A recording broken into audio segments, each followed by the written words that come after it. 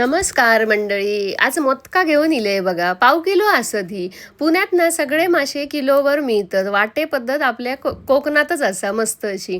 आता ही मोदका ना दोन मस्त अशी साफ करतोय. त्याची खवळा काढून घेतलंय दोन्ही साईडने, डोकी काढलंय, पोट साफ केलंय आणि शेपटी बिपटी उडवून टाकलंय आणि मस्त अशी 2-3 पाण्यात स्वच्छ धुवून घेतलंय आणि त्याला मस्त असा मीठ लावून वाईस ठेवून दिलंय. माशाचा सार बनवून घेऊया. पिळाची मिरची गरम पाण्यात फुगत घातलेले, मिरची, धने, 7-8 तिळफळा, 1 कांदो, खोबरा, लसूण वाटून घेते. कढई हय मस्त गरम करून घेतलंय. 4-5 लसणीचे पाकळे ठेचून टाकले. अर्धो कांदो कापून टाकले. मस्त असं कांदो भाजलंय. वाटाप सुद्धा टाकलंय. वाटाप छान ढवळून घेतलंय. थोडा ना सारामध्ये पाणी सुद्धा टाकलंय आणि सार छान असा ढवळून घेतलंय. चवीनुसार मीठ टाकले आणि आहे ना 4 कोकमा टाकते.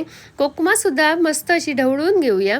वाईच ना सारा कड इलो की आपली मोदका टाकून देऊया आणि मोदका जरा शिजवते. चला, माशाच्या साराक मस्त अशी आता उकळी इलेली आहे.